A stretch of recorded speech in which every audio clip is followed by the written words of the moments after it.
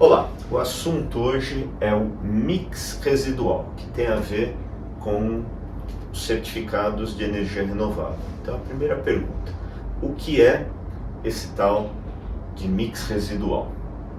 Na verdade, quando nós temos um sistema elétrico num determinado país, no Brasil, ou na Europa, ou nos subsistemas nos Estados Unidos, o que existe? Existe uma parcela dos consumidores que se apropriam de uma parte da energia renovável.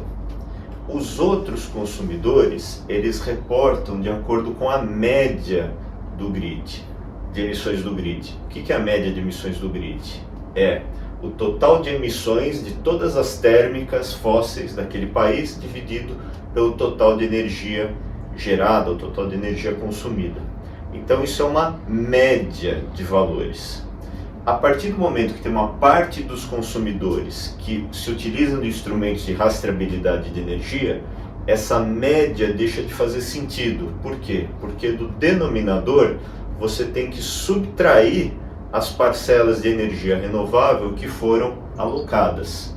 No Brasil, isso é ainda pequeno, eu vou mostrar os números, mas, por exemplo, na Europa, 95% da energia renovável é alocada para determinados consumidores. Então, aqueles consumidores que não têm instrumentos de garantia de origem de energia ficam com toda a parte suja do grid.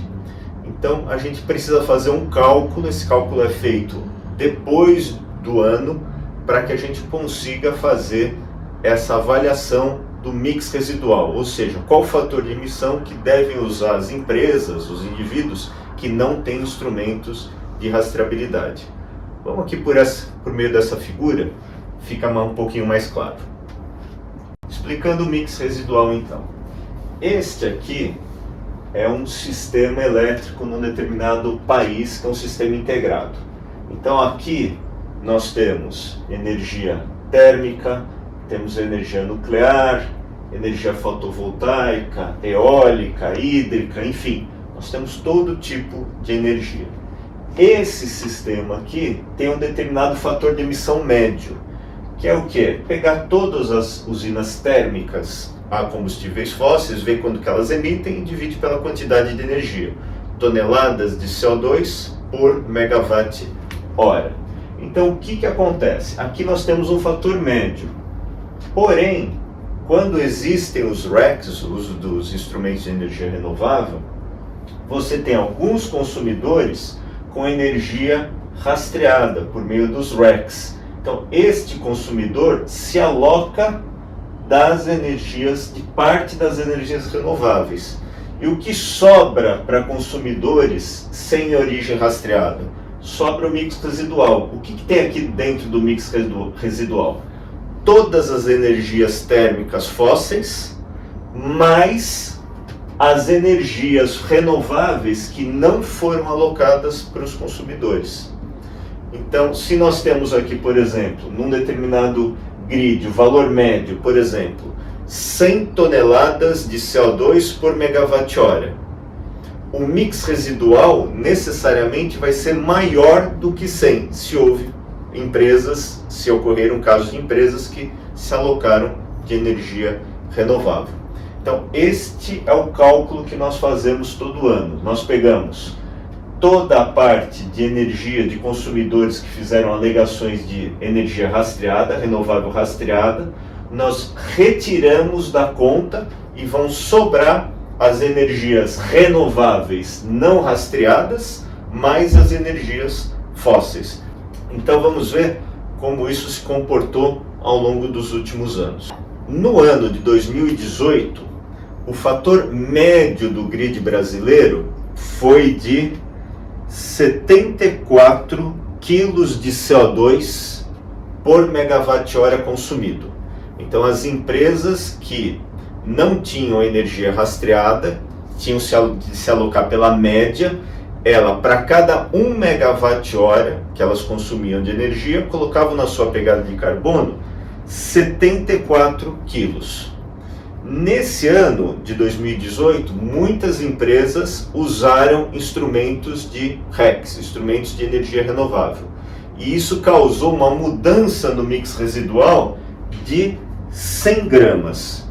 Ou seja, as empresas que não tinham instrumentos de energia renovável rastreados, em vez de reportar 74 quilos de CO2 por megawatt-hora consumido, deveriam reportar 74 quilos e 100 gramas, 74,1. Esse foi o número de 2018. Então, praticamente não houve diferença entre a média e o mix residual. O mix residual sempre vai ser mais alto, às vezes é um pouquinho mais alto, muito mais alto. Em 2018, 100 gramas, muito pouco. Em 2019, já mudou um pouquinho. O fator médio do grid foi quase o mesmo de 2018. Em 2018 foi 74 quilos, em 2019 foram 75 quilos de CO2 por megawatt-hora consumido na média. Retirando toda a parte de energias renováveis que foram alocadas a consumidores, isso representou um aumento no mix residual de 75 quilos para 75 quilos e 400 gramas. Ou seja, o que no ano de 2018 foram 100 gramas a mais, em 2019 passaram para 400 gramas a mais. Então já se tornou algo um pouquinho maior.